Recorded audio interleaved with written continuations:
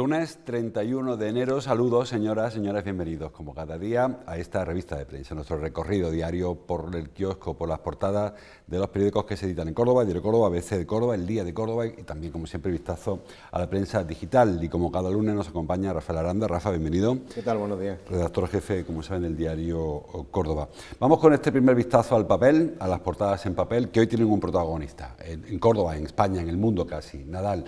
Lo tiene la foto del Diario Córdoba, el más grande titula, Nadal besando la copa de su 21º Grand Slam, el del Open de Australia. El diario, bueno, el titular local es que lo sé también, aparte del triunfo del Córdoba, los autónomos deberán cotizar como en Europa, 7.600 cordobeses reciben tratamiento por sus adicciones, o que 0,10 euros por kilo el que recibe un agricultor por sus naranjas. Luego hablamos de eso. El diario ABC a toda página también para Nadal, épico Nadal, alzando la copa del campeón ayer en Melbourne, que llaman ellos. El triunfo, como decimos, 21º, le convierte en el campeón el más grande, el que más títulos tiene en la historia del tenis. Y el diario El Día también, foto para Nadal, en este caso celebrando el último punto del partido. Nadal vence a la historia en Melbourne, Australia, y el titular: la pandemia lleva al límite a las asociaciones de pacientes. Hablamos de eso porque también en el diario ABC hay una referencia a la sanidad y a las listas de espera. Y foto para el Córdoba, que como saben venció ayer, sería un gran festín, dice el diario El Día, en Cádiz, venció 0-4, por cierto, les recuerdo, ya les anticipo, después de este programa podrán ver el partido de ayer, por si se lo perdieron, esta recuperación del buen juego del Córdoba como visitante, que como local nunca lo ha perdido. Bueno, Rafa, empezamos rápidamente con el tema Nadal, porque es un tema que se escapa de nuestro ámbito, pero bueno, la verdad que es un tema que quienes vieron, que les vimos el partido de ayer, no quedan adjetivos ya para definir el juego de Nadal. Llevamos, ¿desde cuándo llevamos poniéndole adjetivo a Nadal, que ya es imposible encontrar alguno que sea novedoso, ¿no? Porque le hemos llamado extraterrestre, que es lo más que se le puede decir a una persona. Tú fíjate que lleva 17 años regalándonos portadas de este tipo. Hace 17 años apenas éramos ni cuarentones y ya estamos al borde de la jubilación. O sea que Nadal nos lleva acompañando prácticamente media vida, ¿no? Pero de todas formas yo creo que lo más importante de Nadal en este caso no es ni lo que gana, que es grandioso, ni cuánto gana, que es muchas veces, sino cómo gana. O sea, porque lo que más nos sigue sorprendiendo de Nadal, perdón, es eso, su galantería a la hora tanto de ganar como de perder. Conocemos a otros campeones, campeonísimos también, que han hecho grandes gestas y sin embargo no lo tenemos en nuestra lista de adoraciones por su soberbia, por la humillación con la que trata al adversario. Y sin embargo, en este caso, lo que más engrandece la figura de Nadal es que lleva 17 años siendo el mejor del mundo, y sin embargo lleva asumiéndolo con una humildad que hace que prácticamente todos nos sintamos identificados y que lo reconozcamos como uno de los nuestros, ¿no? Con los pies sobre el suelo, siempre agradeciendo la inmensa fortuna que tiene de poder seguir compitiendo a este nivel a pesar de las adversidades y dándole su terreno, porque Nadal en estos 17 años no solamente ha sido un ejemplo y una lección de cómo ganar, sino también de cómo encajar la derrota. No le hemos visto tampoco un mal gesto cuando ha tenido que claudicar ante el adversario. Y lo principal de todo esto es que a la vista de cómo va superando Nadal las adversidades, todavía cabe pensar que nos quede incluso Nadal para rato. Hay que recordar que hace 17 años, cuando veíamos jugar a Nadal, todo el mundo decía, o los que entienden, que Nadal era un jugador de físico, que se iba a acabar pronto porque es imposible aguantar a ese ritmo cuando pasan los años, y ayer destrozó a un rival 10 años más joven que él, que no pudo aguantar el ritmo. Más fuerza mental quizá que física. Sí, o sea que es que en Nadal, otro de las múltiples lesiones que nos da cada vez que se pone con una raqueta en la mano, es esa confianza que tiene en sus posibilidades, esa fe que tiene en que todo es posible, ese derroche de esfuerzo que hace para combatir hasta el último bote de la pelota. Ayer escuchaba, y es cierto, el tenis es de las pocas modalidades deportivas en la que para ser campeón tienes que ganar el último punto, porque tú puedes jugar un partido de fútbol, una final de la Champions, ganar por goleada 4-1 y el último gol lo ha marcado el rival y tú ibas 4-0 y ha marcado el gol en el minuto. No, en el tenis tienes que jugar hasta la última pelota, y Nadal también es algo que siempre lo hace, de ahí también esos partidos eternos con esas remontadas a las que nos tiene acostumbrados, que es lo que cunde un partido de Nadal. Yo ayer estaba en Madrid, a las 9:30 de la mañana bajé a desayunar en el hotel y estaba empezando el partido. Llegué a la habitación, recogí la maleta, pagué, me monté en el coche. Cuando eché gasolina a la altura de Valdepeña iban 2-0 perdiendo, y llegué a Córdoba y me enganché al quinto 6 y vi la última bola de partido. O sea que lo que cunde un partido de Nadal es tremendo. Eso, que paga la entrada ahí le saca provecho. Bueno, vamos con la información más cercana. Como decía, los tres periódicos tienen referencia hoy a la sanidad, aunque no directamente con la pandemia, sí como daño colateral. Por ejemplo, el diario Córdoba habla de las adicciones sociosanitarias más que sanidad. 7.616 cordobeses, titula, reciben tratamiento por sus adicciones. Una información de Pilar Cobos, que habla de cómo las adicciones han crecido durante la pandemia, no sé si relacionado o no, la petición de ayuda en este último año, pero lo cierto es que sobre todo el alcohol y la cocaína están copando los centros de atención a la drogadicción. Quizá el hecho del coronavirus, de la pandemia en sí, nos haya hecho no focalizar y olvidarnos de esas otras pandemias también a las que hay que hacer frente a diario y que no son tan llamativas porque la gente va sin mascarilla por la calle, y a lo mejor en estos momentos podemos estar sufriéndolas tú y yo y nadie se da cuenta, ¿no? Y pasan totalmente desapercibidas, pero están ahí las consecuencias, sobre todo de tipo psicológico e incluso, bueno, que conllevan a efectos letales finalmente, son también, están a la orden del día, ¿no? En este caso, las pandemias reconocidas, porque el porcentaje de esa cifra de pandemias que hoy damos a conocer, unas 7.600, son pandemias reconocidas, gente que sufre adicciones de este tipo y que han ido a un centro de salud y la han reconocido, porque hay otros que, bueno, también son reconocidos y tienen asistencia psicológica privada, o otros que no la reconocen, que es el primer paso para hacer frente a este tipo de enfermedad. Han crecido también a lo largo de estos 2 últimos años, de tal forma que de esos 7.600 reconocidos que hay ahora mismo, unos 2.300 aproximadamente, es decir, prácticamente una tercera parte han ido sumándose en los 2 últimos años. También posiblemente pues porque mucha gente ha recurrido a sustancias psicotrópicas por efecto del miedo, o durante el confinamiento en casa, pues no han seguido las terapias que debían de seguir, y entonces han vuelto a caer o han caído en manos de esta enfermedad. En este caso, además, el 46% aproximadamente son personas que están enganchadas a la droga y que están recibiendo tratamiento para intentar desengancharse, que es una experiencia complicada, porque son muchas las personas que vuelven a recaer. Un 30% aproximadamente son personas que padecen una adicción al alcohol, y a mí sí me ha sorprendido tal vez en estos datos, que son datos ofrecidos por el Instituto Provincial de Bienestar Social, o sea, son datos oficiales, que solamente un 3% de las personas que tratan adicciones son por causa de ludopatía, por causa de juego. Yo pensaba que ese porcentaje iba a ser más grande, quizás porque, por lo que he dicho antes, porque son los que les cuesta más trabajo dar el paso adelante y reconocerlo y someterse a un tratamiento. También es importante la cifra de adicciones que hay en menores de edad, por cuanto aparecen otro tipo de ludopatías, que no son ludopatías que se suelen dar en edades como las nuestras, ¿no? En generaciones ya más adultas, porque de estos cerca de 400 menores que están siendo tratados por adicciones en centros de salud, la mayor parte son como consecuencia de adicciones a las drogas también.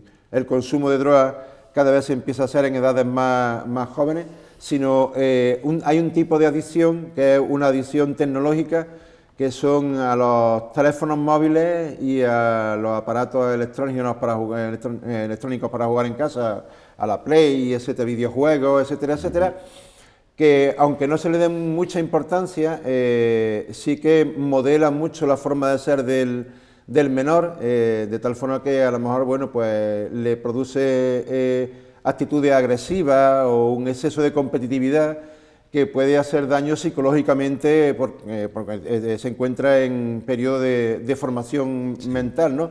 Y es un tipo de adicción que no se da en personas adultas y, sin embargo, son adicciones que están muy subrayadas con los menores de edad y con los que los padres tienen que tener sumo cuidado. Hay una modificación de la sociabilidad peligrosa a ciertas edades que te evita tener los grupos normales y te los camufla, los sustituye por los WhatsApp, por los videochats y estas películas. Yo en cuanto a la droga, una cosa que sí que me ha parecido muy interesante y que supongo que estarán estudiando los expertos, y es que la mayoría de las adicciones en personas adultas, hablo de psicoactivos, ¿no? Psicoadictivos, la droga, son por cocaína y los jóvenes son por cannabis.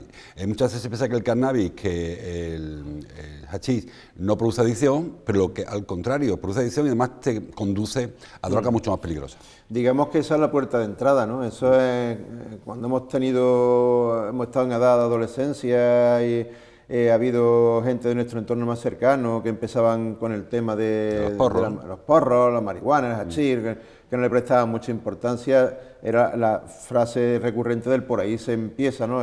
El producto más barato, yo creo que incluso es el producto por el que también los que trafican con sustancias intentan introducir en los círculos más jóvenes para el consumo de droga, pues en productos de bajo precio que se trafica, se trapichea en cualquier rincón, en cualquier esquina, en cualquier local, y van creando ya un tipo de adicción a los jóvenes que después siguen dando un paso más, un paso más, un paso más.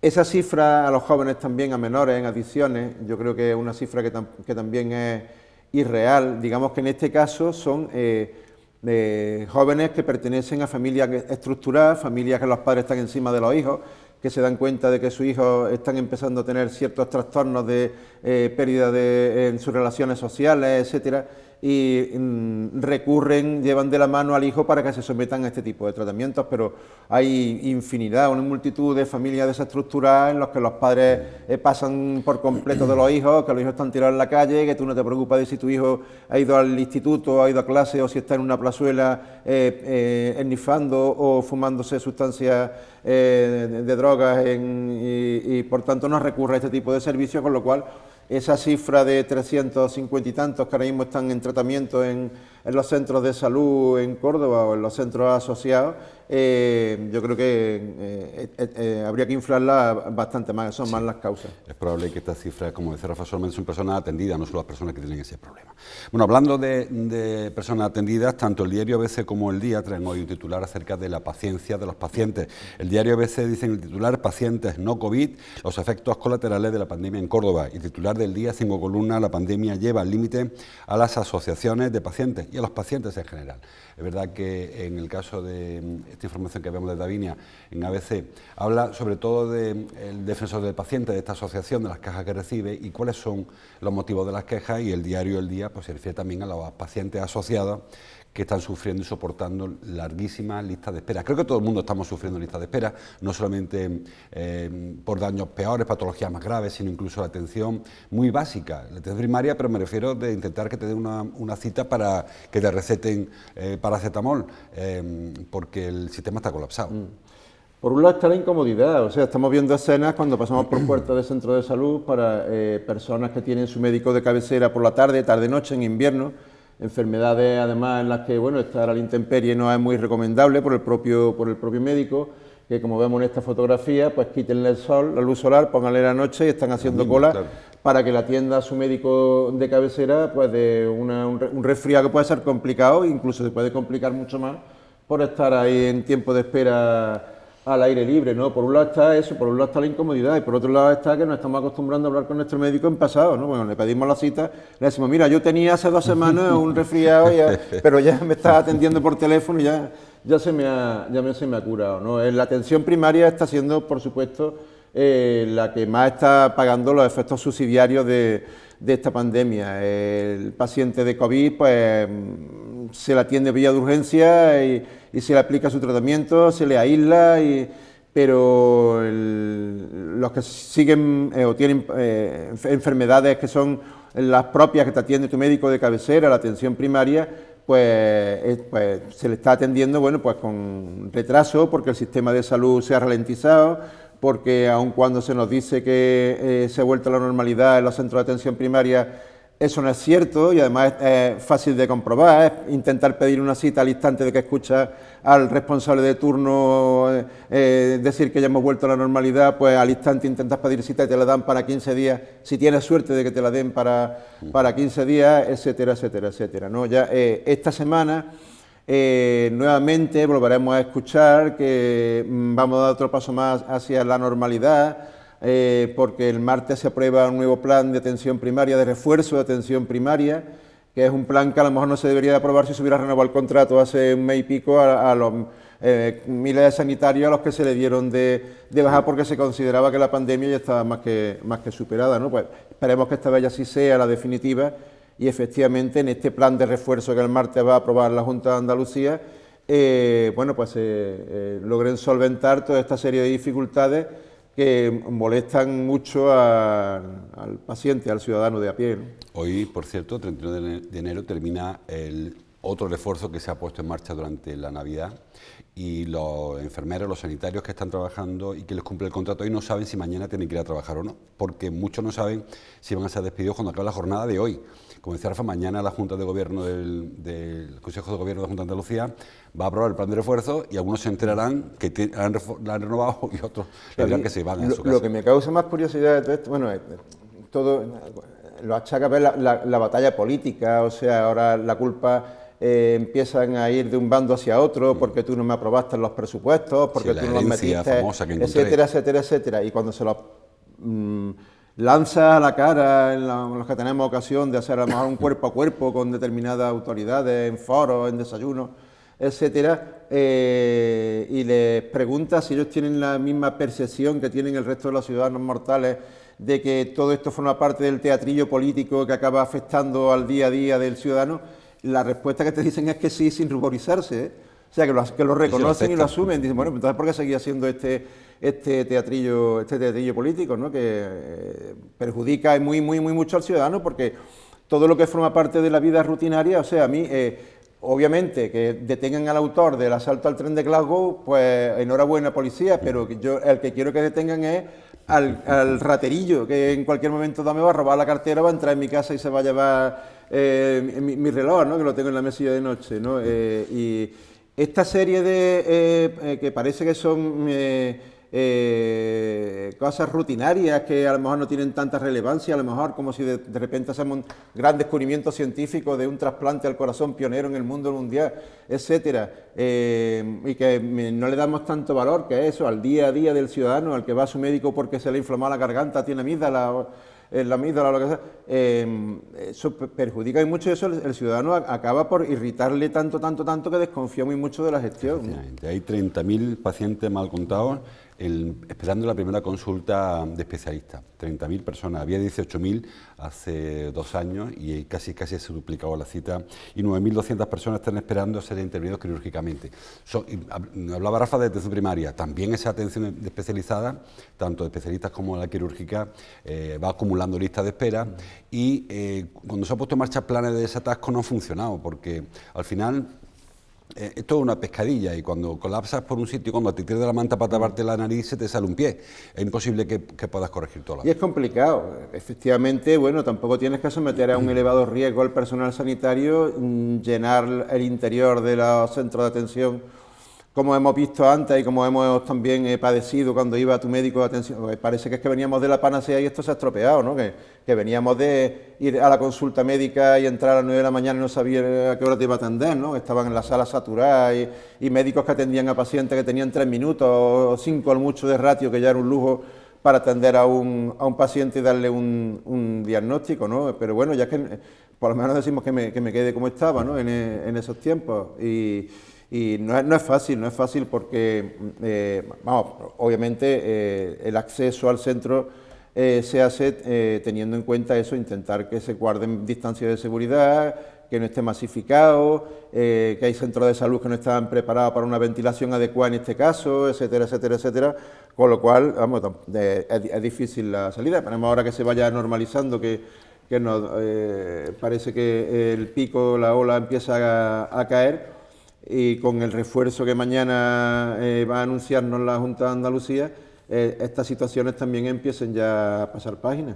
Esperamos que sea así y que además la coyuntura ayude, porque ahora también se reducirá la gripe, en fin, poco a poco parece que con la primavera llegarán mejores noticias. Vámonos al campo. Titula el diario ABC hoy en el sumario: la reforma laboral lastra al campo con un 99% de contratos temporales. Saben que la reforma laboral, que está a punto de aprobarse, espera el gobierno por lo menos que sea así, elimina algunas contrataciones, las prohíbe directamente o elimina el contrato, y para el campo se propone la figura de fijo discontinuo, que no sé hasta qué punto vale para las empresas, pero es verdad que igual que hablábamos la semana pasada de los investigadores que se quedaban agarrados de la brocha sin escalera, aquí también habrá algún tipo de trabajo que les cueste mucho encontrar empleo. Claro, a medida que empiezan a estudiarse la nueva ley, la nueva normativa, empiezan a encenderse señales de alarma, ¿no? El caso del campo es que es muy curioso. Yo pienso esta mañana exactamente lo mismo. Es el mismo caso que tienen los científicos con esos contratos indefinidos temporales, que son en caso de científicos, para un periodo de estudio de una determinada materia. Pues efectivamente en el caso del campo también se tratan de contratos que se hacen con una temporalidad durante el periodo que dura el cultivo, la recogida, la campaña de la aceituna, etcétera. Con lo cual, bueno, pues estamos empezando a ver que ese acuerdo al que habían llegado empresarios y sindicatos también necesita una serie de matizaciones que me imagino que deberán de ir estudiando poco a poco. Entramos también en una semana decisiva para la reforma laboral. Digamos que como documento base puede ser válido, pero efectivamente están saliendo una serie de matizaciones que después habrá que ir buscándole el encaje, porque se ve que a la hora de redactarlo no han tenido muy en cuenta estas situaciones particulares que sin embargo son muy normales, o sea, que forman parte de la normalidad, que no es que de repente sean casos excepcionales que diga, ostras, ha salido un caso excepcional ahí que no teníamos tenido en cuenta. La actividad en el campo es muy temporal, muy estacional, lo hemos comentado siempre. Se trabaja cuando hay campaña, cuando hay aceituna, cuando toca la naranja, cuando toca el espárrago. Porque en Córdoba seguimos, siempre lo insistimos, no hay una agroindustria que sería la que fijaría el empleo a todos los días del año.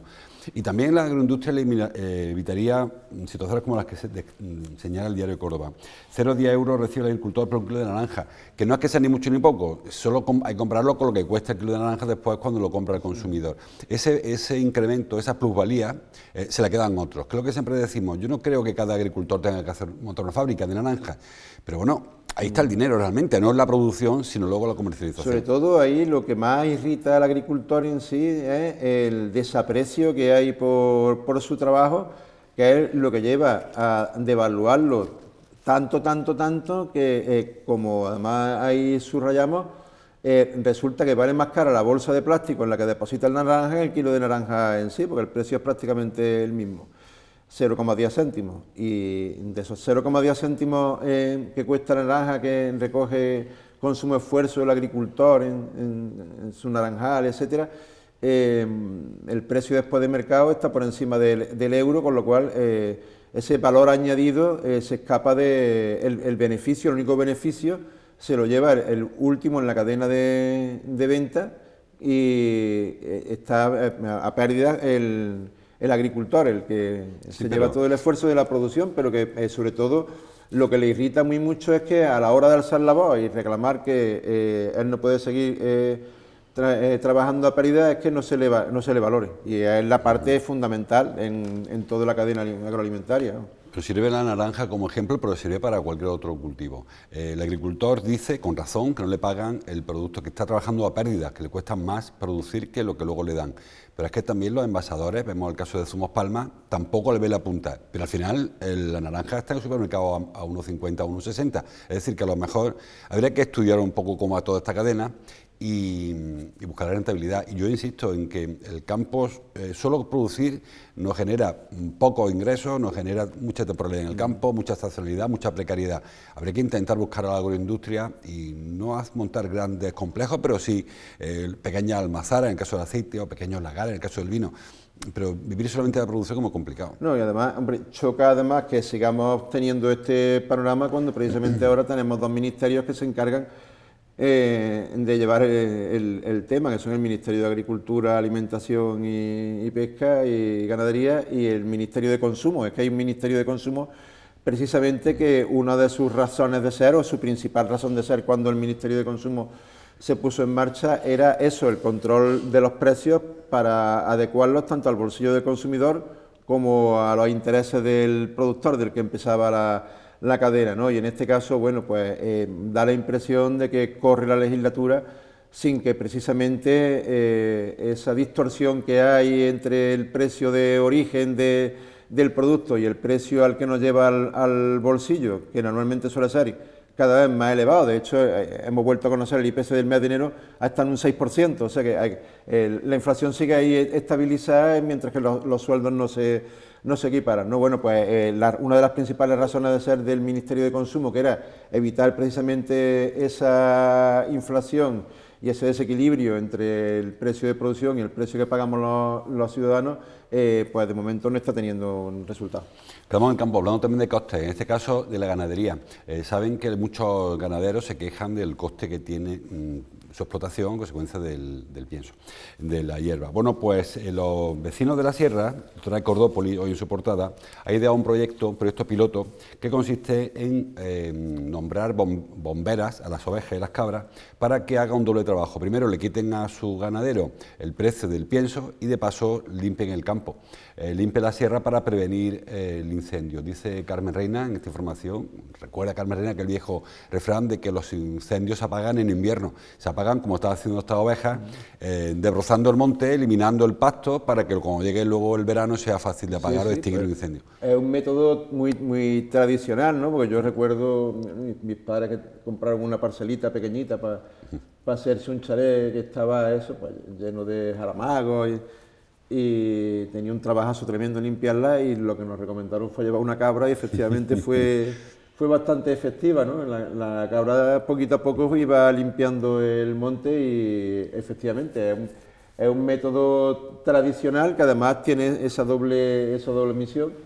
Por un lado, ahorro, o sea, el ahorro del ganadero, que no tiene que echar alimentación y el pienso a su ganado, a sus ovejas y a sus cabras, pero por otro lado muy importante eso, en época en la que ya empieza a llegar la primavera, llueve un poquito, o esperemos que llueve un poquito más, va subiendo la hierba que después se seca y genera un alto riesgo de siniestralidad de incendio durante el verano, pues que sea la propia naturaleza la que se encargue de dejar todo preparado para que no nos llevemos después esos sustos durante el verano. Probable que si en el río hubiera las vacas que yo recuerdo cuando era niño o las ovejas, no habría esa vegetación que está invadiendo la ribera, la ribera del río, ¿no?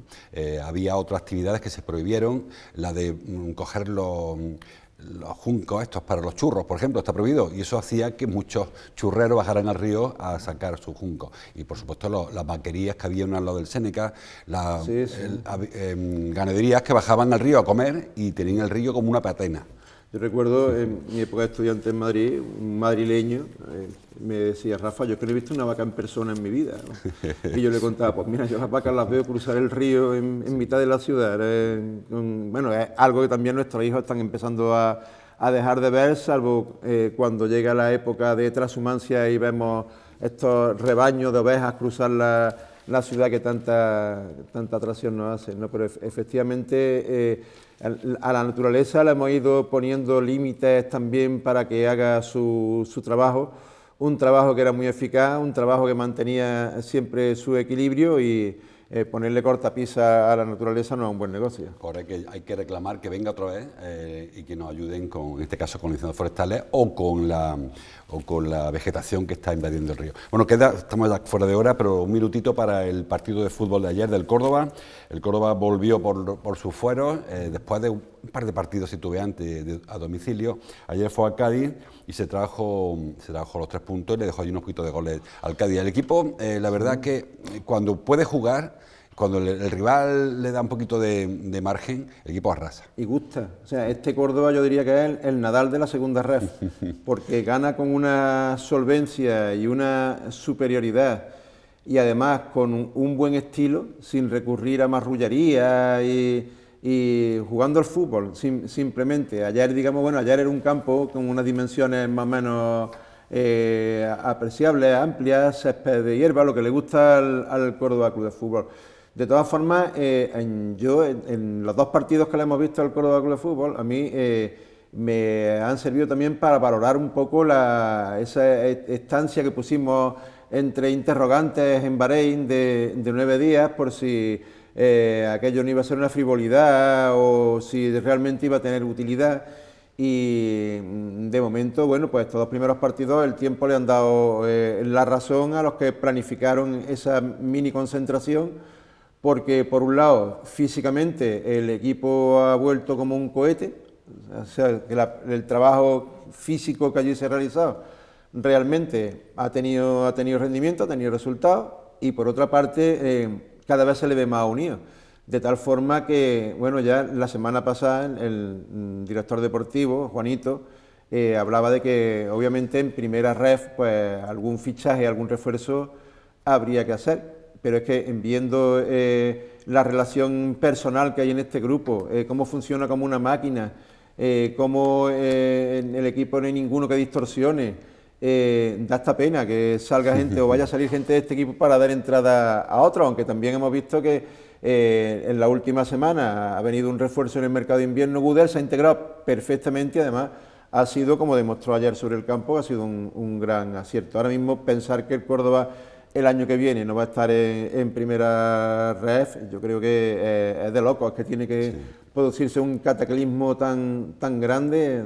Le sacamos 11 puntos al segundo clasificado, que es un equipo al que goleamos fácil, sin mucho problema. Mientras que el Córdoba siga manteniendo esta actitud Nadal sobre el terreno de juego, salte a jugar los partidos con intención de ganar hasta el último minuto, ser superior al rival, y sin creérselo y sin soberbia, yo creo que con esa actitud va a conseguir ganar todos los Grand Slam de esta segunda ref y dejar cifras de récord, ¿no? Lleva, creo que son 52 goles en 19 partidos, que eso es una cifra que ni el Dream Team en Primera División ni el Real Madrid, cada uno en su contexto, han sido capaces de igualar, ¿no? Efectivamente, el Córdoba se ha quedado chica esta categoría, está arrasando y esperamos que el ascenso se produzca antes del final de la Liga. Les decía, ahora vamos a ver el partido de ayer, Cádiz B, Córdoba, 0-4, lo ponen los periódicos, ya lo saben, pero fue un partido que merece la pena haber repetido. Gracias, Rafa, te veo el lunes que viene, ahora vemos el partido. Y ustedes ven mañana. Hasta entonces, como siempre, gracias por su atención.